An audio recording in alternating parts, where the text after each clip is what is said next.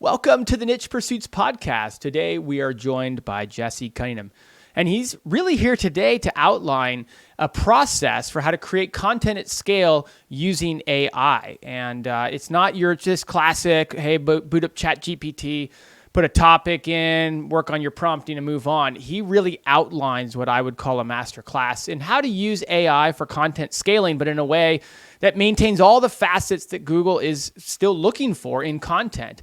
We start by talking about how to create a topical map for your website and its topic or its content, exactly what you need to draw out of places like Google Search Console in order to get that map created, how he creates that map, and it probably isn't what you expected to hear. It certainly wasn't what I thought. Then about how he goes to different AI tools, exactly what he feeds these AI tools to get good results out of it.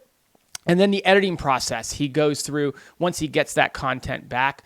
I ask him about a variety of things like internal linking and how he sets that up, how he structures the content, how he tiers the content. And throughout the whole interview, he just really nerds out on a lot of these detailed topics. And so it's one of those where you're going to want to have a notepad ready to go or listen to it a second time if you need to. At the end, we talk about the helpful content update and its impact on websites. We talk about how it impacts the content scaling model that he has, but why even though the helpful content update definitely impacted websites, some of the things that he talks about provide a lot of hope going forward. So I think you'll find that part interesting as well. All in all, great interview. Very, very complex topic that we got to navigate into. But I was really excited because we haven't talked about AI content creation in depth yet on the podcast. Great interview, and I hope you enjoy. Before we jump into the podcast, I wanted to let you know that today's episode is sponsored by Search Intelligence. Here's a short clip of Ferry from Search Intelligence showing you how their agency built digital PR links to a client's website.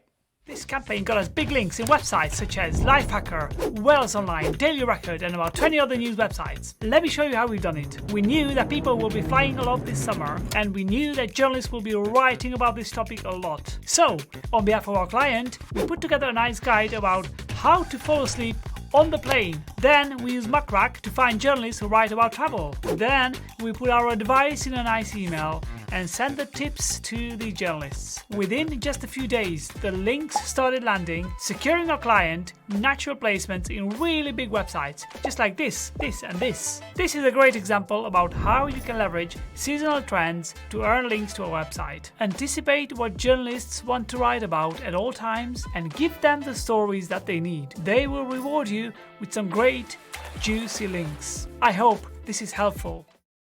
If you want similar link building PR campaigns for your website, head to search-intelligence.co.uk and get in touch with them now.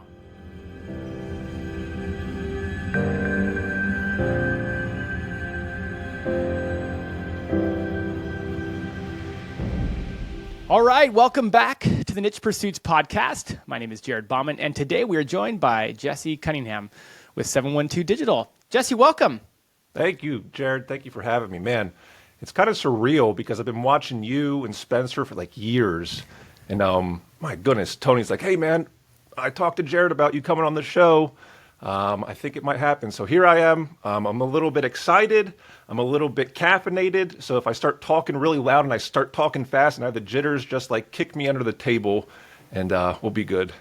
You know, we've had hundreds of guests. I'm sure that you won't talk as fast as the fastest guest we've ever had, which I couldn't tell you off the top of my head, but man, we get them all shapes and sizes, and as long as you bring value, no one's going to care if you talk fast or not. So I will say, if you're watching on YouTube, I have met my match with my colored background. I thought I nailed it with just kind of the nice blasé blue setting, but you've got like a variety of colors going there. Well done. Well done. It's all about the shading, right? Yeah, seriously, you've nailed it. I mean, IKEA shelves. That's the trick. Well, I won't tell you about my IKEA wine cabinet in the background that never really gets used, but it's there for effect, I'll tell you. It makes sense. You've got a very popular YouTube channel, which we'll talk about a little bit later. I was eyeballing a lot of your videos before we started recording here and in preparation. So I don't want to bury the lead, though, on who you are and what you're doing. Tell us about yourself, your involvement in SEO and website content creation, and then we'll get into all the details. We got a really fun episode ahead of us. People are going to be really excited to hear about the topics we're going into. Heck yeah, I'm going to nerd out for For real. So my name is Jesse Cunningham. What I do, I provide SEO services for local businesses, national and global businesses. And that looks way different for every type of business, right? Local business compared to the conventional keyword research type of thing that global businesses do, which niche websites are accustomed to that. That looks way different. My favorite type of clients are very complicated clients. I have buddies who are just local SEO experts, and they're like, why do you like the headache clients? They call them headache clients. But to me, I get bored very easily. So taking on a huge task, it just satiates my competitive side and just, creative side too. I get this question a lot. Let me throw it at you really quickly about the agency, because I run an agency as well, and we do a mixture of local and then what I would say national or global. And because local SEO is so different than other types of SEO, I get asked by people like, why do you do both? Why don't you specialize? I'm just curious, from your standpoint, you already mentioned how different they are. Why do both? Why not go after just one? I never talk about this on my channel, and we have a lot of people. We are talking about who are we speaking to in this podcast, and it might be that person who has a 9-to-5 and wants to break out of the 9-to-5, right, and make a couple extra $1,000s on the side. The most immediate way to make money is to provide, in my opinion, SEO services, if you have the skill, to local businesses, right? So that's how it started. For 5 years, we've been very serious about SEO. That's how it started, and it morphed into bigger and bigger businesses. That's just natural. Tell me about some of the results that you typically see or that you often see just as we move into how you get results for clients. And I think for everybody listening, and I teased it in the intro, but if you're listening, like a lot of what Jesse's doing has overlap for people who are building websites not at an agency level. So that's why I'm going to get to that, and we're going to get into how you create content and these sorts of things that I think are very interesting. But what are the growth vehicles for you as an agency to get results for clients, and what kind of results do those end up yielding? For local business, I think, well, something I'm proud of, someone who's become a friend of mine 5 years ago, they were $2 to $3 million gross revenue. I'll call it a contractor. Now they're 12 to 13. I might be 5 to 10, call it 4 to 5% of the equation. I'll part of me is like, yes, we did it. But in reality, the business owner really kicked butt. But it's cool to be a part of that nonetheless. How we do that, it's more than SEO, quite frankly. It's digital marketing, which can overlay into, Facebook, this type of thing. But for a local business, the things to do, I think, are service location pages, building out NAP, and just creating a really tight web presence, which the onus is on the client often to get Google reviews, right? But then on the flip side, call it a global business, which is going after, you can have CCTLDs in wherever, Singapore, right, Dubai, and .com. That's when we start to discuss niche website ideas. And it has to do with how I structure my agency is there's one head, like one brain, which usually is me. And then there's like an octopus of arms to just carry out like the hive mind thoughts. Yep. Something I'm proud of recently, most recent success would be taking a financial firm, I'll just call it finance, right? From about $18,000 a month in February to about approaching $100,000 a month. We're in October. And they didn't get hit by the HCU, which we can talk about. I think a lot of that has to do with, well, we can talk about it, but I think, there's a lot there to talk about. I feel like we're definitely, I'm going to give everybody we have on for the next couple of months at least 5 minutes to give us their impression of the HCU and where site owners can go from there.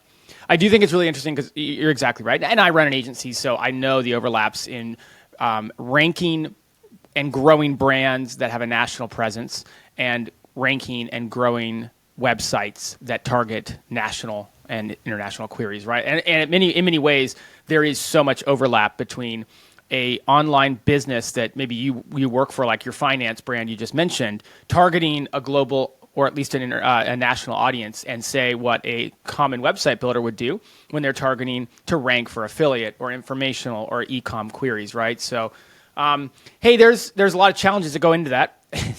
You got the added layer of having a client on top of it, by the way. So if you're struggling with growing your website, throwing in a client and all those conversations into it adds another layer of complexity. How are you growing? Just let's kind of knuckle in. Let's get dirty here and talk about how you're growing these and some of the strategies you're using. Yeah. I mean, I call it old school SEO. Like nothing's new under the sun, right? Like we've all heard of these concepts before, but I like visuals. Whenever I talk on YouTube, I try to think of the person I'm talking to and try to break it down simple. So me and you, we're pretend Englishmen and there's a beautiful green field away, right? And we can see our sheep on the field. When sheep eat grass, they stick together, right? We all walk a step and we eat the grass. So we have a paddock. The sheep can only go within this paddock, and that's all the potential keywords we can get. We can write about all these things. But I make sure whenever I do keyword research and start to actually put content to the paper or website, we stick together. We dominate a cluster at a time, and I exhaust that cluster. I exhaust it. And that's what shows success, because now we're the topical authority on XYZ, and then I can build semantic relationships with other hubs, and it's really that rinse and repeat. So content clustering and topical authority are not new concepts. For a lot of people, the struggle arises, there's a lot of struggles, but I'll just start listing off a few of them. Making sure that you are targeting the correct keywords and phrases, trying to pick which ones to write individual articles on or cover topically, or which ones to include inside of other topics. And then just the sheer amount of content that usually needs to get produced to exhaust, as you put it, that topic. So how are you doing each of those, or pick which one you want to tackle first, and we'll go down that road. So if you have a client budget, right, this is the biggest issue, and this is why this is the foundation of why I talk about what I do on YouTube. It's because big companies, 1,000+ employees, they have a budget for SEO, right? We exhaust that budget. We can't do anything else. I can only do 80 articles in a month. Well, enter AI content. It's much more affordable to have someone edit the content than write it anew, right? But everyone was freaking out whether or not Google was going to penalize this stuff. What is Google going to do? They officially said it's cool. Is it cool? Is it cool? Right? They did say it was cool. Right. But Google has been known to say one thing and do another. Just my opinion. Yep, disclaimer. So whenever you're up against a budget, it's like min-maxer. I used to be addicted to video games, and you can min-max in video games, right? I want total efficiency out of whatever I'm doing.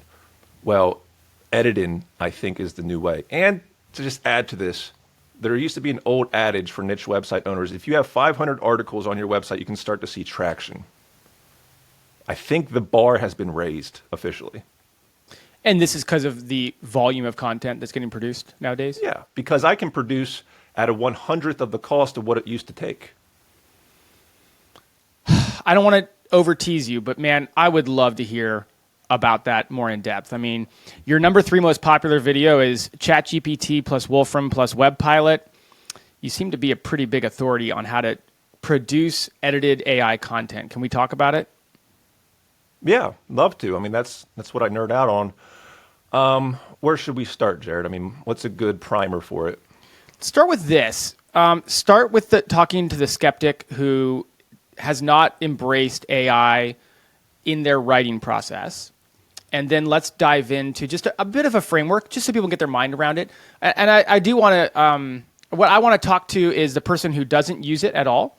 And let's just touch on that. But also the person who uses ChatGPT for more of a conversation and hasn't figured out how to use it for proper writing, to get the results that they would need to replace what they're doing on their website. And then, I mean, we're going to have so many questions that come out of that, but maybe let's start there. So if we start with the skeptic, right, I often see comments on YouTube that are like, did you run it through a, what is it called, originality score type of thing? Remember that used to be the conversation? Mm-hmm. It doesn't matter, because first off, those tools, in my opinion, disclaimer, take all this with a grain of salt. Don't implement what I'm saying just because I'm saying it, right? Because, like I said, I don't know what Google's going to do. But nonetheless, those tools seem to me to be grossly incorrect. I've taken my writers, which we have 3 American-based writers who kick butt, some of the best writers in the world, in my opinion, and their content is showing up as AI partially. Mm-hmm. So to the skeptic who's like always asking, what does it score on AI content? Da da da. I don't think that matters. Furthermore, I've done experiments with clients' consent where we had a hub. Remember the sheep kind of eating the grass? Yeah. Well, there was, call it 50, 60 articles in this hub. And I snuck in a couple 100% ChatGPT articles. And guess what? They ranked in the top 3. But here's the biggest thing. Why did they rank in the top 3? It's because it's more affordable for me to have a listicle of the top 50 things. That's a 6,000 word document, right? Opposed to me having to pay 10 cents a word for the top 20 things. So it's more affordable, therefore I can be more comprehensive. You know what I'm saying? Okay. Yep. I think I do. Yeah. You're seeing pure AI content rank, but you talked a lot about, well, I don't want to add the word heavily. I don't think you said that. That's a common term used, but edited AI content as the path forward for you. And I do want to go back to it. I think people should have this healthy mindset. Like when you're working with clients, you have a budget and you have to work that budget. But frankly, every website builder should think in terms of that way, whether you give yourself a monthly budget or not, whether you are the budget, right? It's your time instead of your money. Like you should think the same way because it's a very healthy process to prioritize what tasks you should be working on. But you talked about edited AI content because that way you can produce the volume of content needed to scale clients' websites. So what does a process look like for edited AI content that can rank? Yeah, good question. So I often like the whole octopus theory. There's one hive mind and there's arms, right? Octo being 8, but there's more like 20 arms, right? Depends on how many scales and how many arms you can create on yourself, right? Well, I mean, how big is your team? We're 25 to 30, depending on the day.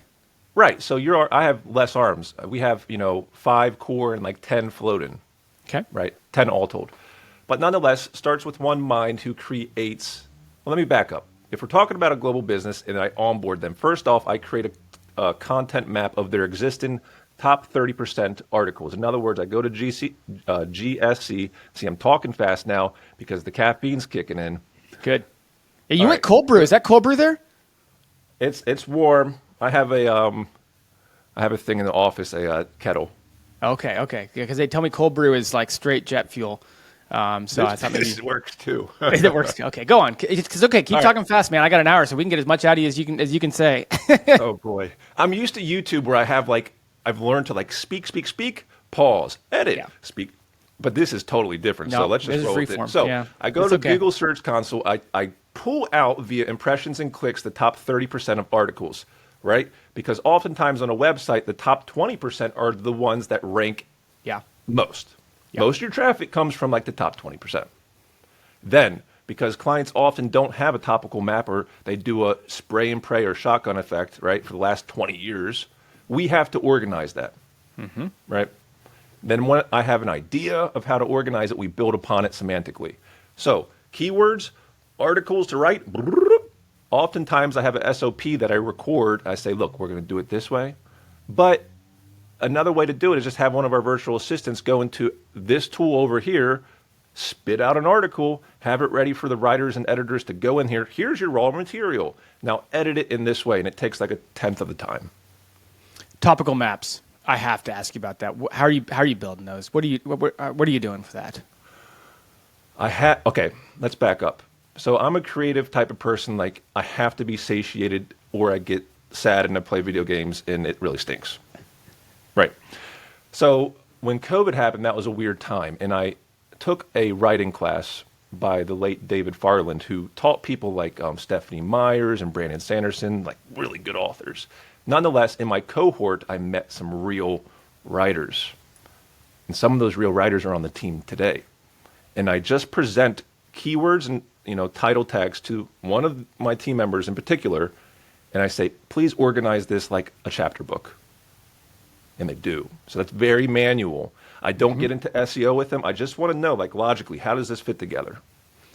Such an interesting balance we're getting into here, because you expect to hear about an AI blogging process, and yet you don't expect to hear about all the intricacies of manual nature that you do. I mean, that's something that probably people prior to AI weren't doing, right? Is having an expert sort, sift, and really put together a topical map.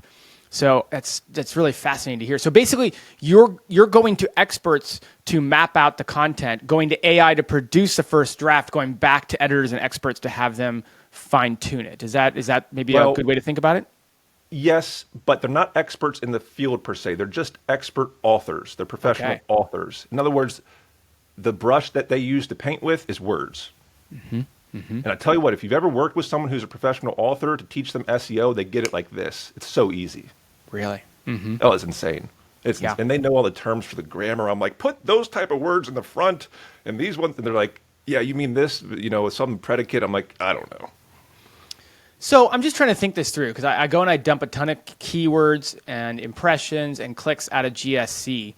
Do you just hand that to somebody and they can kind of see through the din and say, oh yeah, I see how this all is going to structure out? And what do you typically expect back from them? Like I'm just trying to think of how I could hire that out, how I could go find someone who has authorship and ask them to do that for me. So it starts with the framework of how we work, which is tier 1, tier 2, and tier 3 articles. Just think of them as chapters of a book. This is old school SEO. Tier 1 links down to all tier 2s.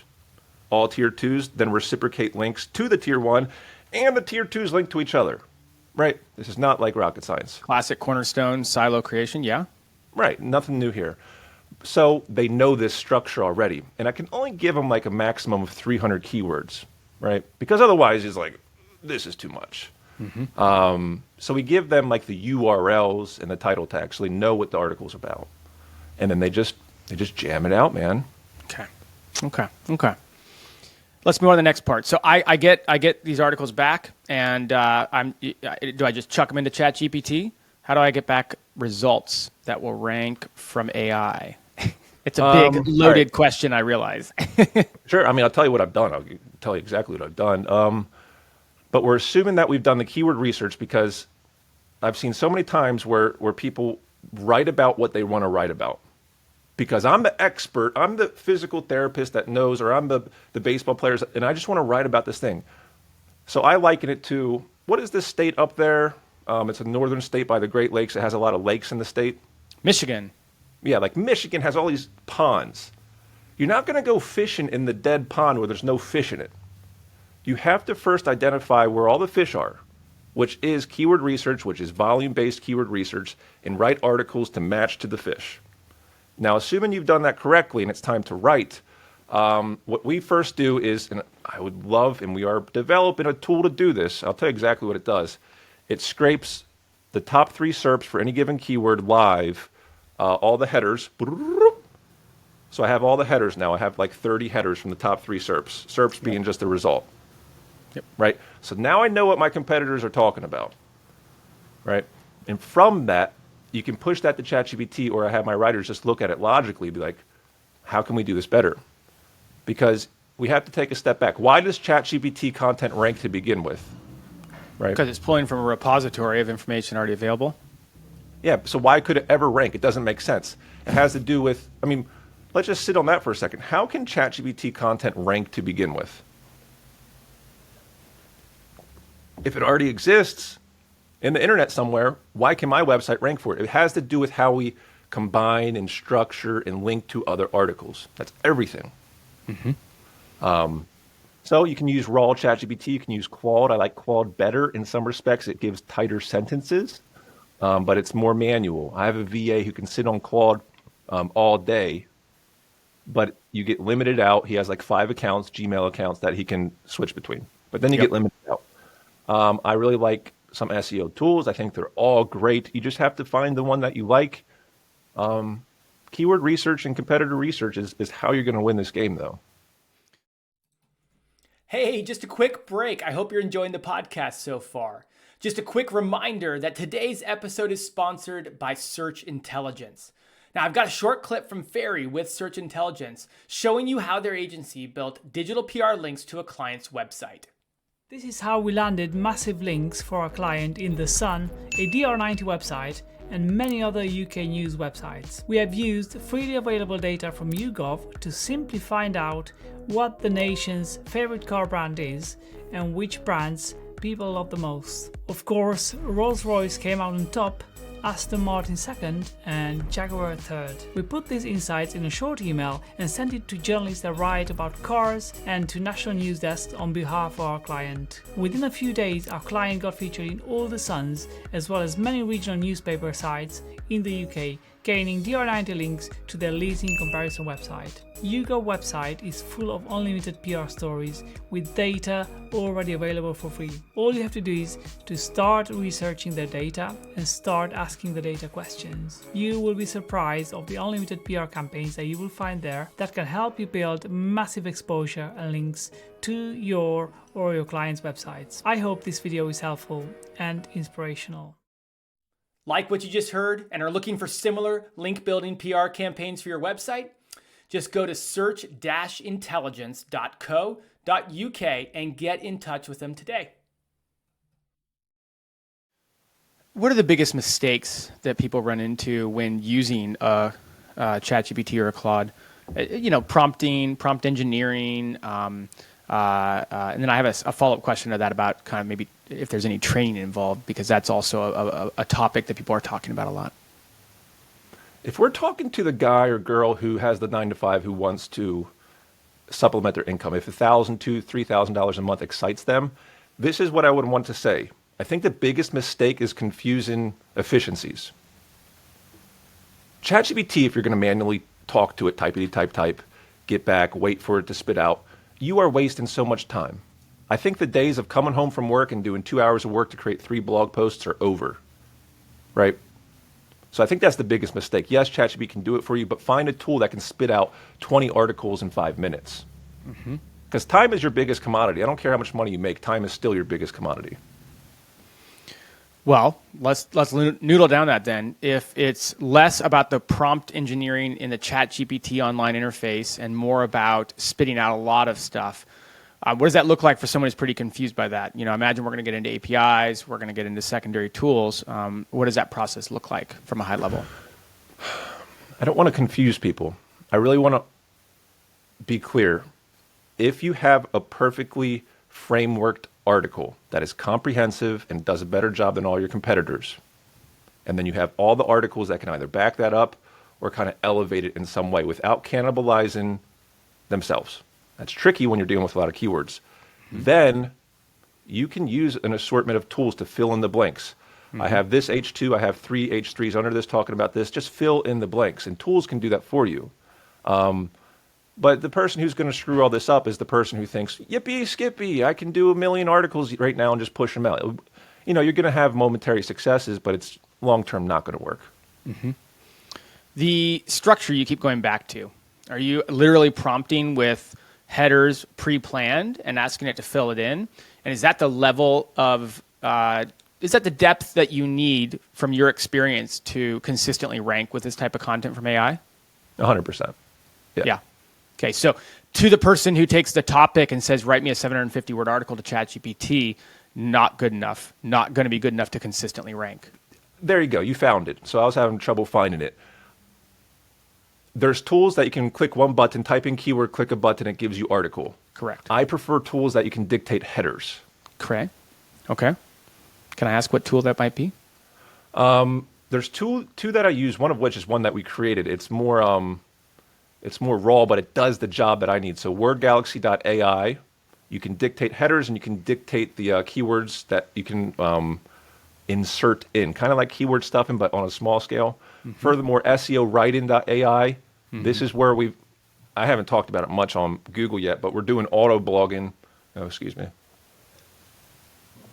We're doing auto blogging where I have a perfectly structured website within 4 days of 550 blog posts. Furthermore, I'm using the tool to have a German domain that's almost done in 2 days and then a French domain almost done. So we staged out the website, 550 blog posts, perfectly interlinked. We dictated headers, right? It looks like a real business, which we can get into for the HCU, and it's 4 days. The days of you coming home and spending 3 hours on 2 blog posts, I really want people to understand, I think those days are over. You're going to be scaring a few people listening, just so you know. So when I share your Twitter handle or your YouTube handle at the end, you're gonna get a couple people going, oh my goodness, the end of the world is coming. No, it's good though. This is empowering because you have the ability to do what cost me tens of thousands of dollars to do on an SEO agency. You can do it with one person. That's crazy. I totally agree with you for the record. This is the moment where people listening are both so excited at the possibilities and probably so overwhelmed with the processes and the complications that it brings, because there's something so easy. And I don't mean easy in a bad way, by the way. There's something so freeing about going, okay, here's my website. Here's what it's about. I'm going to come home after work. I'm going to write about something, and I'm going to publish it, and I'm going to go to bed. And tomorrow I'm going to come home and I'm going to write about something different about that, and I'm going to publish it, and I'm going to go to bed. And there's something very freeing about just that simplicity. And so the freedom in all the stuff you're talking about is clearly there to produce at scale that's unlike anything before. The process is probably overwhelming for a lot of people listening. It is, but if you get the process, imagine coming home, you go to your computer after you had dinner with the family, it's 8, 9, 10 p.m., and you have 10 articles, you merely have to edit them. The creative juices needed to edit are much different than creating a new, right? Way different. Let's talk about editing, because we haven't talked about that yet. And you mentioned at the outset, like, editing is a big deal for you. It makes sense, right? We've all at this point heard that editing has a major part to play in using AI technology for content. So let's get into the editing on it and talk about it. So you are able to get articles out that seemingly are fairly dialed in, right? Like, you dictated the header structure. So you're basically just asking it to fill in paragraph text, bullet points, structured lists, maybe unstructured. I'm making this up. You didn't tell me this, but I'm just kind of trying to fill in the blanks. And you're getting articles back that, semantically speaking, probably have a lot that is necessary. So what does editing look like? So editing would be this. If you want to break it down, here's what I would do. If the top purpose is, number one, realize the top of the article is the most important to Google, right? Title tag, H1, most important. URL slug, very important. Then the first sentence needs to answer, or at least relate to, the H1, right? Go into everything below any header and just make sure it is concise, it's tight, it's not fluff. You want to win the game? That's where you go first. And then I do I don't even have a name for it. I was going to give it a name. It's like I do like a check, like a flyover check. I scroll all the way to the bottom of the article, especially when I'm editing, the global businesses, because we edit, I haven't even talked about that, but we edit write-in teams for other companies. Other companies might have a write-in team, and our job is to edit their stuff. Yep. But nonetheless, I do a flyover. I want to look at the text visually. Is there a lot of white space, or is it just blocks of paragraphs? Right? Blocks of paragraphs stinks. Mm-hmm. Bullet points, tables, all these things. So break up your text, no more than 2 to 3 sentences per block, in my opinion, and just make it visually appealing. Mm-hmm. Fact checking. How much is involved in that? How much is that necessary? And what kind of links are you going to for that? All right, let's talk about fact checking, because I think that's a valid one. I think people saying like AI detection is invalid, whereas fact checking is valid and has to do with your niche. If I'm talking about Romania as a travel blog, Romania has been Romania. It hasn't really changed that much in terms of topography and geography and all these things, right? So if we're talking about a niche like that, I'm less concerned. You're talking about YMYL, then you need the experts to come in behind. Mm-hmm, mm-hmm. Yeah, you mentioned finance earlier. That's something that comes to mind, right? That's certainly YMYL. And for those of you who aren't aware, AI does lie to you sometimes, or a lot. But yeah, I mean, it depends on the niche, in my opinion. I've seen it. It will hallucinate when it doesn't have information, but if it's like a very well-defined topic, such as Romania, it does good. Let me ask you about AI's role in additional elements in an article. Okay, imagery. The mid-journeys, the dollies, these. Graphics. I saw a Canva integration with OpenAI recently. Obviously, Canva has its own AI stuff going on. Infographics, checklists, calculators. I'm just spitballing here, right? Just throwing things that are not core to the content. They're not the writing of the content of the articles, yet we know that they do a variety of things, right? They attract links. They increase time on page. They look good for Google, right? We know they like bullet points and lists and all this other stuff. So where's AI playing a role in that for you, if at all? So that was the most difficult thing to overcome, is images. Oh my gosh, I hate having to go to a licensure place and spend $1 for a photo. Right? Talking to an ex-photographer here, so careful. But yes, I do know what you mean. Let me ask you a question before we dive into this. So we recently created those 550 blog posts, right, in 4 days that are pretty tight. They're about 3,000 words each. Conventionally, old school, 2 years ago, how much would that have cost you? With the image at least on each one. How many again? 550. Oh, that's going to be, 25 grand on the low end. On the low end, right. Yeah. It yeah, cost 25 us grand with very cheap, basic writing. Right, basic writing. It cost us $1,500 and all the images are via Midjourney and they're awesome. It's crazy. So there's AI tools that can do it automatically now, and they put in the alt text automatically, and they look awesome. Now, yet again, the whole AI thing does well in certain niches, does bad in other niches. Travel blogs, it excels in. You're going to talk about insurance, you better be careful.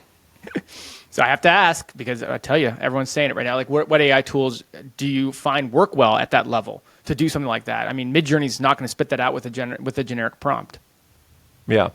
So what we do is SEO writing.ai and Word Galaxy for the words. SEO writing.ai can do the images like that. That's how we built the website. It's insane. Yeah. It's insane. I have a VA do it all now. Like, it's on autopilot. We're creating the German domain and the French one that's going to be done. Think about that. First off, we can do different languages too now. And these are different websites or translated versions of the website going on to German.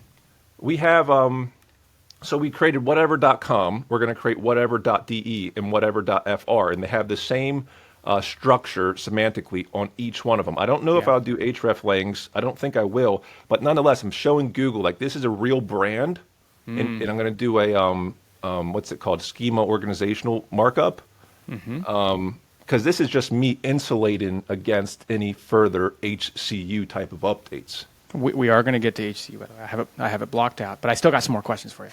How are these sites doing? Like, you talk about these sites, how are they doing? So this is all experimental. These ones 2 days ago, the whatever.com one just got posted. But I have other ones that I've been, since I had YouTube, I'm like, let's just experiment. Bonsai Mary didn't get hit by HCU, albeit a small website with 350 blog posts. It's trending upwards and the things are getting indexed and it's 100% AI content. What is the other one? How Widely Spoken is kind of sideways. So, they're doing fine from what I can see with newish websites. This process you're using with clients as well, though, it's doing well? I do hybrid with clients because, listen, I don't want to be the tip of the so let's talk about that. How can I have YouTube channel? How can I experiment, and how can I serve my clients better? Yep. Right. Well, I might as well experiment in the public eye because it's like infotainment. Yep. If People I like fall on my face, then so be it. I fall on my face. I've already done it once on the YouTube. I've fallen on my face. It's fine. I'm not afraid to experiment because it serves my clients better because I've walked through this. When you say hybrid with your clients, you're talking about the AI edited content? Yeah. Okay. And how's that doing? So for people I'm just trying to create lines for people to understand like how much you've done each of this out. You've done AI purely with mass website creation, I'll call it. And that's new, fresher. You have a couple sites. One's doing well, one's sideways. And then your AI edited process that we've kind of gone through, like with client work. And how's that doing overall? Are you seeing these kind of consistent growths and gains from it? Yeah. Look at, what was it, 18,000 in February to almost 100,000 per month now. That's pretty page nutty. views? Yeah. That's pretty nutty. But I want to be clear. There's hybrid approach throughout. So take the pure AI auto blogging approach where you're just spitting out articles. That's like up here.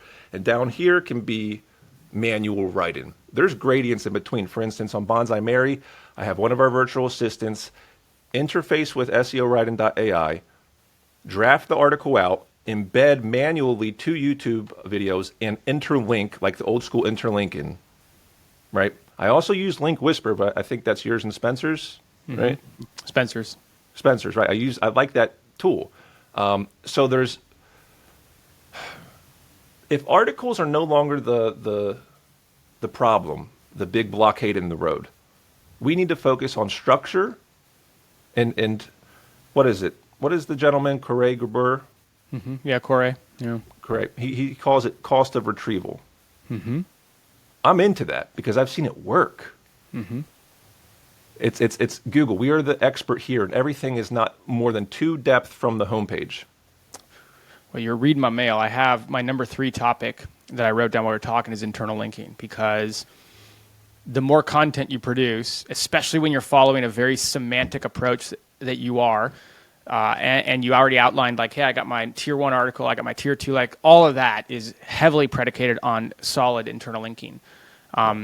So how are you publishing that kind of content and then internally linking? Obviously, there is a manual approach, and that is a very manual process, especially when you're pumping out that much content. Yeah. So I would call it natural interlinks and like the rigid. The rigid is we reciprocate, we point to tier 1, etc.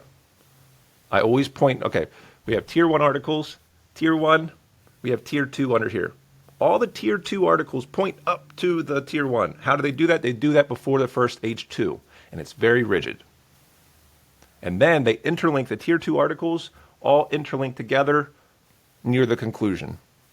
That's rigid. Now, on top of that, enter a tool like Link Whisper. You can have natural internal links. How are you placing the rigid internal links? Is that manual? Is that done by a VA? Is that done programmatically? Ideally, we've trained the writing team on either side of the table. Client side, they have a writing team. Our side, they know to do this now. Now with like Bonsai Mary, the VA, who kicks butt, by the way, they know how to do it. Okay. Run, go, do it. And when you say the writing team, this would be in the editing process for what you outlined. Now keep in mind, we're still doing 100% original. The majority is still 100% original. You're sitting down on a keyboard and typing. Because realize, clients, this is what people have to understand. You are more agile as a solopreneur, like one person. When you're dealing with a company with 1,000 employees, if you want to move that ship, it takes a long time to turn left. So we still are doing a lot of stuff with big clients that is manual blogging, right? When we do a hybrid approach, yeah, we have to manually put it in there. But I'm talking about from idea to you sitting down on a keyboard and typing this out. That still happens a lot. Yeah. No, it makes sense. It makes sense, yeah. Especially with, we'll call them corporate clients, right? Where, there's a way to do things. Yeah, exactly. With like a Link Whisper tool, it has its auto recommendations, right? Which you can kind of fine tune a bit. It also has its, it has its auto internal linking as well, where you can just dictate that anytime this word is used, I'm rounding the edges on this one, but anytime this word is used, internally link back to this article. Are you using, which features are you using there? It's like below, I like to use Yoast. It's below Yoast. It's like the one where you can manually say, I need to interlink out, and I need to interlink in. So when we go to post it, because everything's drafted out in this scenario, the VA knows to go in and do this and that. Yeah. It's like, it's always reciprocation. It has to be. A lot of what you've talked about, from starting with the topical map, GSC, starting with that, with the AI creation of articles, following a good structure, the editing of content, making sure that sentences are really highly edited and to the point, to internal linking. A lot of this sounds very much like it's outsourceable, if that's a word. And it sounds like that's kind of how you rely on the amount of content to be produced. Talk about that for a little bit for someone who's listening. Again, going back to the person you talked about, who's coming home and is used to writing a blog post or two a night, and has a good system set up for that. What does putting together a process of teammates look like, and maybe how should people think about that as they look to maybe change models or look to lean into the model you're talking about? I was doing a thought experiment last night. I said to myself, if I didn't know anyone in this space and I had no connections, how fast and what would I do to ramp up to, say, $100,000 per month with SEO services? $100,000 per year, not $100,000 per month, per year. Ooh, tell me more about that. No. Like $100,000 per year is a good salary in America, right? And what I would do immediately is hire a VA. Why? Twofold. You duplicate your time and it's very affordable. I don't know how much people talk about this, but you can go to Upwork and you can find people throughout the world that are eager to work, and they are awesome people. So if time is our most precious commodity, I would immediately hire a VA, right? And when I'm at work, I'm making, say, $30 an hour. I have someone behind the scenes who's working, and I'm duplicating my time, you know. And then from that, when I get home from work, I would be the person dictating the keywords. I hope I'm answering your question. And then edit an article, pushing live, rinse and repeat every single day. Okay. What would you do? If you wanted to make 10 grand a month and you didn't know anyone, what would you do? No, the VA is the right place to start, in my opinion. Certainly. I would even argue that, we could get into whether you're already in the space that you're in, the niche you're in, if you're an expert or not, and that would obviously change the game a bit. And if you need to leverage experts as well for your content, but certainly the VA is going to give you the best time for value money as long as you kind of have a process and framework to give them. Right, and that's it, the process and framework. My goal is always to be the hive mind type effect. I'm a big science fiction nerd, man. This is how I think. It's like, if you can gain the knowledge in SEO and how this game works, all the other tools will take care of themselves nowadays. The hardest part is acquiring the knowledge, in my opinion. Yeah. No, I think you're right. I think a lot of people listening are going to be a bit overwhelmed, and yet really excited about the prospects of diving into all this. I would be remiss if I didn't ask you, where, and we don't need to noodle into it too far because I do want to talk to you about the helpful content update as it relates to everything we've talked about. But how important are getting links when you're producing this much content at scale? Are you almost overwhelming the need for links by producing so much content and having it be so topically and semantically relevant? Or are links still pretty important for you as you work, to build client websites and even some of your projects on the side? I'm not the best at links. I'll tell you straight up. If I could classify myself as something, I'd be an on-page SEO. I'm a content guy. I'm a writer. I like it. But links matter to me the most when it's a money page. I call them money pages. With content heavy, you want to call them niche sites. I don't even want to call them niche sites anymore because I feel like those are the ones that were targeted. I wouldn't worry about links. I would worry about dominating topical authority, and then you can worry about that. That's year 2, in my opinion. Once you get authority and you have some, let me back up. The caffeine's definitely kicking in. Good. I can see you're about halfway through that, maybe a little more. A lot of people who listen to this channel have never experienced a website that is fertile ground. They've never experienced a website that's a DR50 plus. And any seed that you put in the ground, it grows into a beautiful thing. They've only experienced putting seeds on concrete, which is a new website. And that feeling, those two differences, that's a huge difference. You know what I mean? But you need links to be a DR50. You do, but you can also attract links too.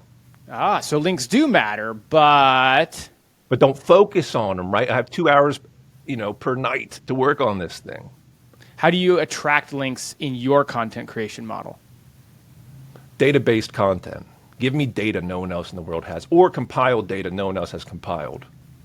Oftentimes those queries and those keywords don't show up in topical maps from GSC. How do you find those topics, and are you including them in your content creation process? So the example website was based upon one keyword I saw. One keyword, and I built 550 blog posts logically from it. Logically. Logic. Is this going back to your science fiction brain? Because I have a hard time thinking of well, think about it. Keywords. You can ask ChatGPT to exhaust a topic.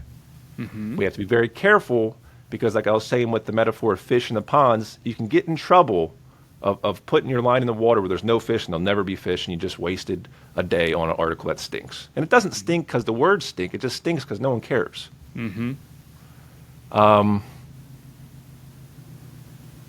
Yeah. Okay. I'm a little. Yeah.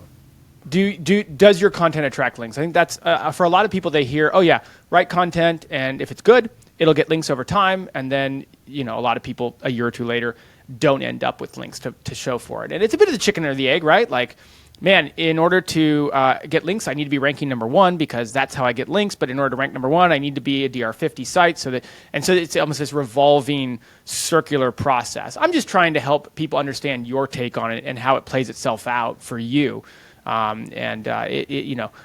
think I hear you say that content has the highest ROI for the efforts you're putting in, and ROI is a return on your investment. Yet links do matter, and you have to find a way to get them by maximizing your ROI. Right. Is that kind of a good synopsis of what you were saying? It is. And the reason I'm hesitant to really press into that is because I'm fearful that someone is going to prioritize the wrong things at the wrong time and just waste a year of your life. Okay, think about it. If I'm an authoritative website, Forbes.com, and I need a backlink, I need to show like authority through external links. They're going to go to the first SERP result oftentimes. Therefore, if you can rank number one for any given keyword, you will get natural links. If you want to press into it further, use a tool like Kaggle or Google Data, go into your niche, see what unique data is presented via spreadsheets, push it to ChatGPT, and tease out data. Because that's what I look up to this guy. What is his name? Gosh darn, Dean? What's the gentleman's name with Exploding Topics? Oh, yeah. I know Exploding Topics. Brian Dean, right? Yeah.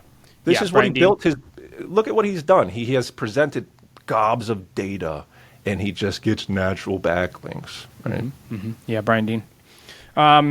Hey, so let's touch on it. We're getting to that point, and I want to make sure that we do talk about the Helpful Content Update, a landscape changer for website creation, especially for websites that, maybe their business is creating content rather than, say, pushing a product or a SaaS or something like that, which a lot of us fall into, right? So give us your high-level takes on how a lot of the stuff you just talked about and how it relates to Helpful Content Update. Right. We produce the content the same. So that whole engine of content creation has not changed through HCU. It has to do with how are you presenting your stuff to Google. It comes back to EEAT.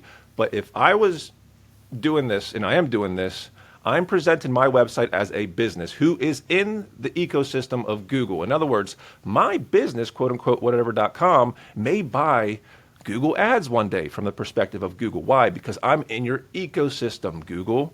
I'm part of you. What does a niche website supply to Google? They're a displayer of ads. Wouldn't you think Google wants to be the displayer of ads and control it all via SGE? More than likely. We know the way SGE goes, certainly. Right. So niche websites to Google, in my opinion, are outside of the ecosystem they've created. Therefore, I want to be considered in the ecosystem. And every, these businesses, and there's exceptions I've seen. Some friends, they have clients who got hit that are real businesses. But I want to be presented as providing a service, a product, and I am in your ecosystem, Google. That's how I'm playing this one. So to kind of spiral into that, I'm a website that writes about finance topics. I'm just going with it because you went there. My primary monetization strategy up until the Helpful Content Update was affiliate, ad revenue. We'll pause there at those two. What do you recommend I do? You saying I create a service, like maybe a financial newsletter service that people can pay for, or financial planning or advice, or do I make an ebook or a product, or maybe even go as far as to create a small SaaS product or a membership group? Are these the types of things you're talking about, the classic niche site adding on? Yeah. And on top of that, if I had a finance website, what's the easy play? Well, do you want a consultation? Entry like services. Does your website have a /services page right now? That's the easy qualifier. Yeah. Okay. Any other? Sorry, Jared. What was the guy you had on with the honeymoons recently? Jim Campbell. Mm-hmm. Yeah. I was looking at his footers. Emulate that guy's footers. Okay. I'm serious because those are real companies. Mm-hmm. Right? Or do you have a blog roll for your homepage? Yeah, that's certainly been a trending topic. And again, a lot of it does go back to, are you a business, quote unquote, or not? And it would just seem that perhaps the Helpful Content Update has shown us that by and large, Google doesn't consider content websites to be, quote unquote, businesses, right? They seem to preference other types of sale online in terms of how they validate it. What do you think about HCU? I mean, this is such a hot topic. Like, what are your thoughts? Oh man, what do I think about it? Let's see. Yeah, I think what I just said, basically, from everything I'm seeing, it's very interesting running an agency because I'm heavily involved in the quote-unquote niche website world. I love how we all put quotes on it now. By the way, that's a whole topic for a different day. But heavily involved in the niche website world as the host here, and I work with a lot of those types of websites, and certainly so many of them have gone down. Even if you didn't get completely nailed, so many went down 15, 20% just from the natural drop-off that got created by other types of sites rising above you. But as an agency, I mean, we work with 25 to 35 businesses a month, and it was stunningly stark to go look at how those websites performed. Only one of our of the clients we had site dropped. So, okay, I didn't That's mention it. that. None of ours dropped. And I don't want to say that. You one said of 35. Right, 1 in 35 and 1 out of, I would say we have 10, like and that. that could have been seasonal, by the way. I didn't really dive into it too much further. I mean, I didn't really do a lot of math on it, but I got the results enough to say, wow, that's interesting, right? So what do I think of the HCU? I think I just said it, right? So it goes back to EEAT and presenting yourself as a real, quote unquote, business. Yeah. And so a lot of what we went through on today's interview had to do with content creation at scale. And no matter what, it sounds like, though, you're saying that the types of things we touched on here at the very end are paramount no matter how you're going to be creating content going forward. Yeah, and it's encouraging. This is supposed to be an encouraging. I read a book. I think I have it. Oh, I think it's at home. It's like how to project happiness and be happy, these type of things. I want to always be encouraging in all my videos. And this has to be encouraging to you because you can create faster than ever before. Therefore, if you can get the foundation blocks in place, then you can just roll with this thing. Well, right? If I were to summarize a lot of what you said, and correct me if I'm wrong here, but to me the really encouraging facet of this is that tying this back to the HCU, it does now feel like we have a lot more that's gotten added to our plates in order to create a viable business that ranks nowadays. We didn't even get into all the kind of social media and other channels that it looks like we should also have as well. But we got a lot of work added to our plates, and continuing to think about content creation in the same linear way we used to, and the amount of time it took, the amount of expense it cost us, the amount of resources it outlaid. I think if there's hope here, it's that you've given us a great process to exponentially increase our content output so we can focus on some of the other things that now we need to focus on with the HCU being present. That's the hope, right? That's the hope. I know we're like an hour in, but I'm not even done my tea, Jared. I mean, we can keep rolling. Let's just do 2 hours. We could just do 2. I could record part 2 now, not even tell anyone, and then we'll just have it serendipitously come out 6 months from now. You did signal it. We are coming to an end here. I'd be remiss to not let people know about your very popular YouTube channel, Jesse Cunningham V, which stands for the 4th, by the way. Is that right? Fifth. You're the 4th? Fifth. 5th. Oh, yeah, V. IV would be 4th. Wow. Every once in a while, I really stick my foot in my mouth in a good way here on the podcast. That's not a bad stick your foot in the mouth. Come on. It's not too bad. It just makes me look dumb. So Jesse Cunningham 5 or V. And I mean, like I said, I had to be careful. I was up last night watching a lot of your videos. So, but yeah, tell us a little bit about your YouTube channel and then any other places people can follow along with you on. So I'm trying to provide value through YouTube. If you haven't checked out the channel, please subscribe. We just hit 20,000 subs. Man, can I tell you something? Please. I don't know if I should tell you this. If you look back at like my 3rd video. Oh gosh, yep. Okay. I employ the same SEO tactics on my YouTube channel as I do for my clients and my websites.